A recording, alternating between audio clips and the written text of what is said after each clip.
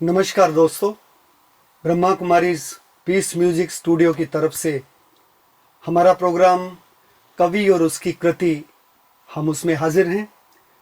और इस प्रोग्राम में हम भारत के विभिन्न प्रांतों से बहुत नामचीन कवियों को बुलाते हैं, शायरों को बुलाते हैं और बुलाकर उनकी रचनाओं को आपके रूबरू करते हैं।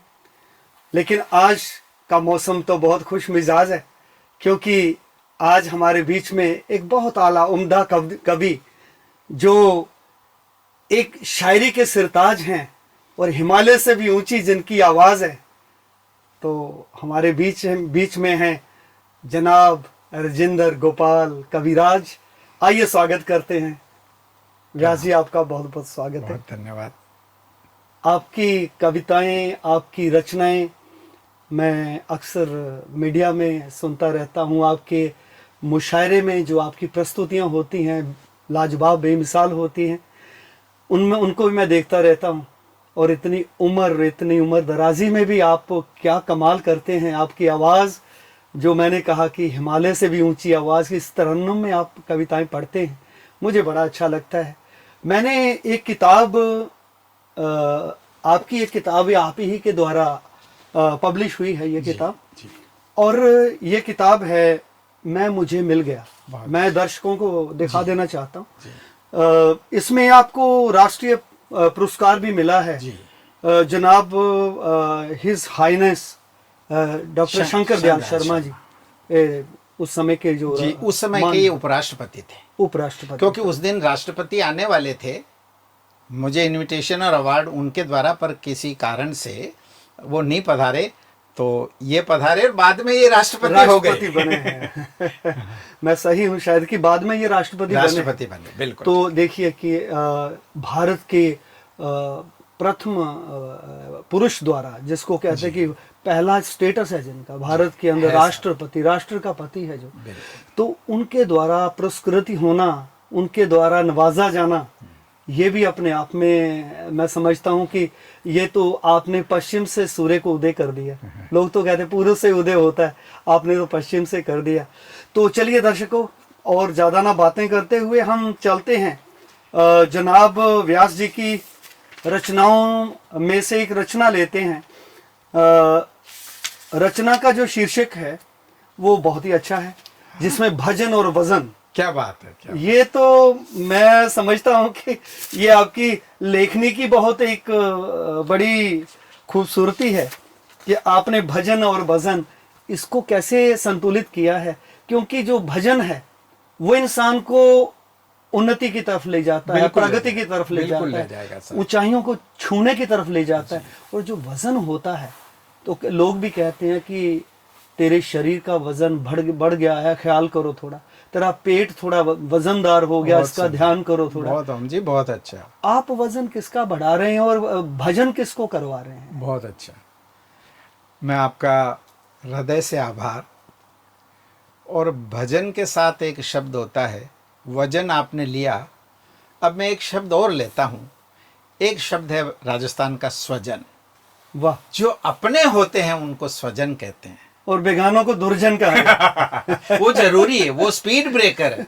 जिनको आप दुर्जन कह रहे हैं, हीरो के साथ विलन जरूरी है। बिल्कुल चलेगा, नहीं तो फिल्म चलती जी, नहीं। जी जी जी, ये सप्लीमेंट करते हैं, ये कंट्रास्ट नहीं, ये विरोधी नहीं, ये पूरक है, ये बहुत जरूरी है। राम के साथ रावण, कृष्ण के साथ कंस जरूरी है। ओम जी, अगर ब्लैक बोर्ड काला नहीं होगा तो सफेद चौक उस पर प्रिंट कैसे होगा, ये बताइएगा। बहुत खूब। जिसको हम विरोधी मानते हैं वो तो हमें कैनवास दे करके उभारने के लिए है। तो मैं सबसे प्यारी बात, ओम जी, मैंने आपके बारे में सुना, आप इस देश के बहुत प्यारे सिंगर हैं। बहुत बड़ी बात है। हम लिरिक्स लिखते हैं, गाते हैं, आप स्वयं बहुत अच्छे लिरिक्स लिखते हैं। आपकी रचनाएं मैंने सुनी। और एक बड़ी प्यारी बात अपन करें, अपना होमली प्रोग्राम है, आपने एक बहुत बढ़िया बात कही कि मेरी आवाज़ हिमालय से ऊंची है। ये तो आपकी मोहब्बत है, वरना प्रश्न पूछने की गहराई आपकी सागर से भी गहरी है। अगर मैं ऊंचाई पे हूँ तो आप गहराई पे हैं। आज ऊंचाई और गहराई का ये मिलन इस धरातल पे हो रहा है, ये बाबा की लीला है। नहीं लेकिन व्यास जी, एक बात और है कि अगर मेरी समझ सागर से भी गहरी है, पर आपकी आवाज़ उतनी ही गंभीर और ठहरी है, ऐसी बात नहीं है। आप जब तरन्नुम में कविता पढ़ते हैं तो मैं समझता हूँ पूरी कायनात खुश हो जाती है। इसका एक कारण और आपने देखा होगा कि ज्वार भाटा भी सागर में ही आता है। किसी पानी की टंकी में ज्वार भाटा आया क्या? तो यूं मैं बहुत शांत रहता हूँ जब पर मैं गीत पढ़ूंगा तब निश्चित रूप से ज्वार और भाटा ये भावों का।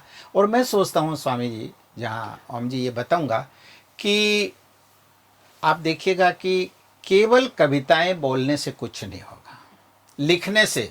उसके पीछे जो पावर है वो है हमारी प्योरिटी। अगर शायर और कवि की चरित्र में प्योरिटी नहीं है तो आप ध्यान रख लेना, आप शब्द बोल तो रहे हैं लेकिन असर नहीं करेगा। जैसे कोई एक छर्रा या गोली हाथ से फेंकी जाए, प्योरिटी नहीं तो अथॉरिटी नहीं। बिल्कुल नहीं, गजब की बात कही है। ऑथोरिटी प्योरिटी वाले कोई मिलेगी। एक छर्रा हाथ से फेंके और एक रिवॉल्वर से निकले, रिवॉल्वर से निकलने वाला छर्रा चरित्र को निर्भर चरित्र। लेकिन ऐसी बातों से व्यास जी बात नहीं बनेगी। मुझे कविता पढ़नी है। चलिए शुरू और होते हैं। उस कविता का आपको उसकी गहराई जो सागर जैसी आपने वर्णन किया है, जी जी जी जी और आकाश से ऊंचाई जिस कविता को आपने दी है, जी राजा, उसको तो हमारे दर्शक भी सुनना चाहिए। बिल्कुल अभी लेता हूँ। मैंने अपना भजन बढ़ाया और अहम का वजन घटाया। बहुत सुंदर है। एक बार आप सेवा इसको से क्या सुकून मिलता है करके गीतों में गुनगुनाया। वाह, एक बार पूरा पढ़ दीजिए आप, 2 शेर और है इसके। मैं कहता हूँ कि अभी तक तो इतनी डोज काफी है। अगर दवाई को मात्रा, इतनी मात्रा, मैं तो क्योंकि दर्शक भी अभी अगर यकमुश्त इसे मैं एक पढ़ दूंगा वाह, तो हमारे पंजाबी में कहते हैं अग्गा दौड़ पीछा चौड़। अरे वाह वाह वाह वाह, बहुत यस, सुंदर। तो आपने 2 लिया, बढ़िया।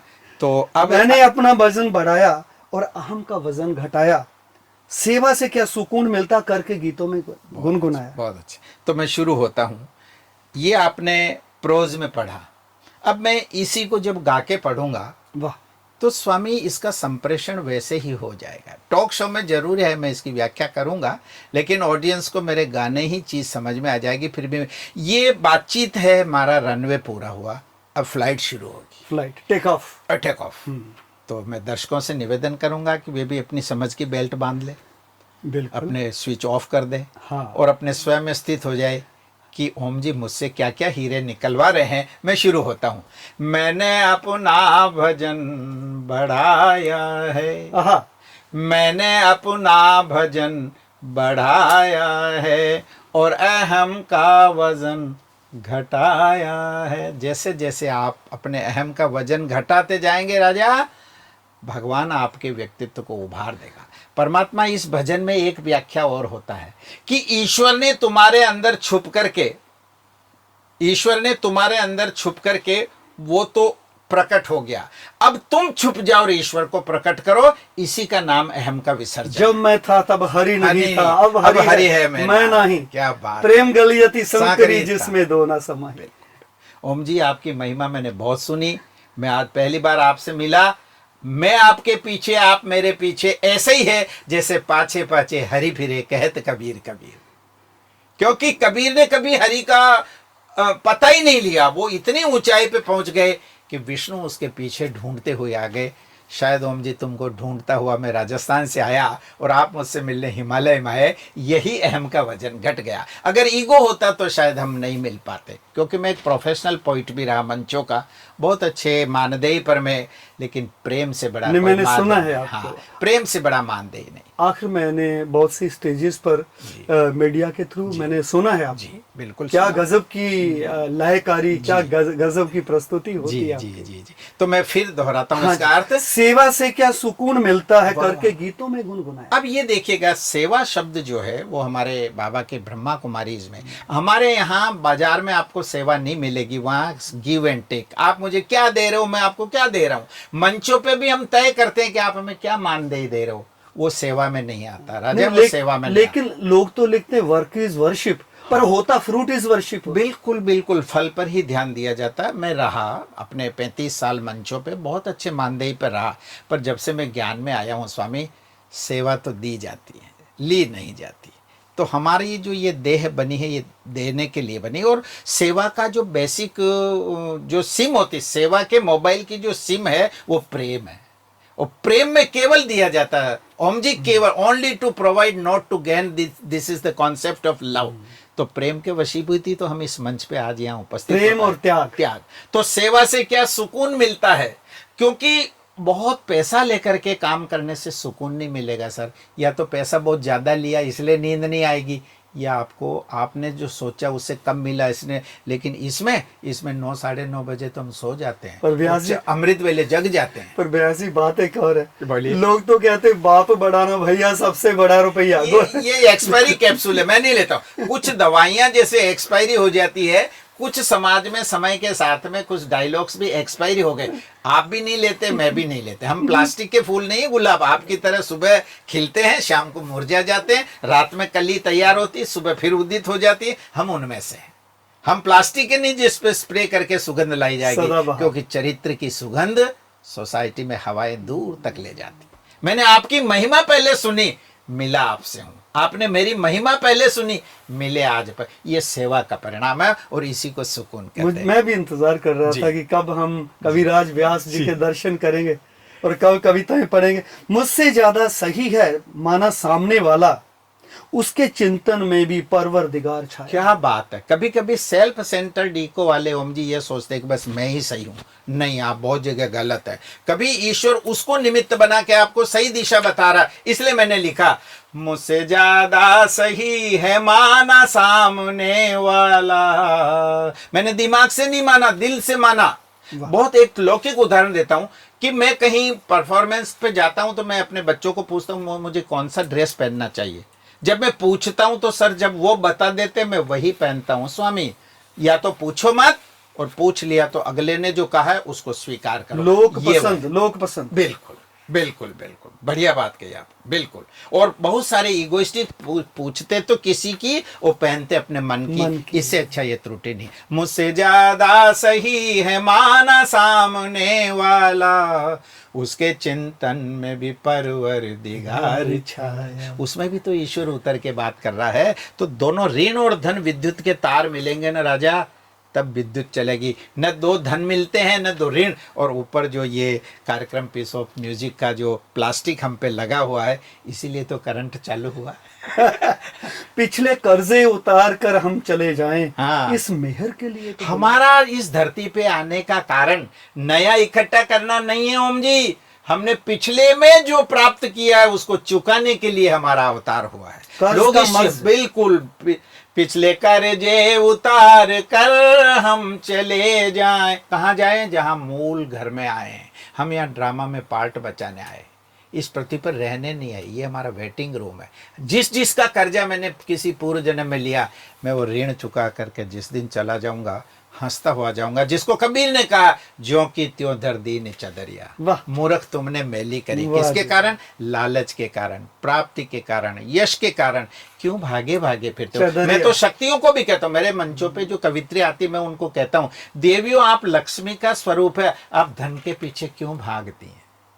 क्यों लिफाफों के पीछे भागती? देवियों आप लक्ष्मी तो पीछे से रुंझुन करके आएगी, धन आगे से आएगा। और धन में एक शब्द बराबर होता, निर्धन। या तो धन आता है या निर्धन। लेकिन डेथ के बाद में जब प्राण नहीं रहता है तो निर्धन, निधन के बाद में वो वो हो जाता है, वो मर जाता है, वो निधन हो जाता है उसका। अब रह कहाँ गया? व्यास जी, समय इशारा कर रहा है। समय इशारा कर रहा है कि वक्त के साथ ठहर जाए मानव, कहाँ जा रहा है? वो मंजिल नहीं तू जहाँ जा रहा है। मंजिल ये है कि अब हम आपकी बातें सुनते सुनते भाव विभोर तो हो ही गए हैं, लेकिन आपका तरन्नुम बेमिसाल बखूबी है। तो अभी हम दर्शकों से भी और आपसे भी आज्ञा लेंगे, क्योंकि अच्छा समय नहीं, मैं आगे इसकी नहीं देता। फिर अगली कड़ी में चलता हूँ। बिल्कुल खूबसूरत आपकी अगली कविता के साथ मिलेंगे। बहुत अच्छा। मैं आपको धन्यवाद दे दूं कि हमारे कुएं में से इतना प्यारा जल निकालना कोई आपसे सीखे।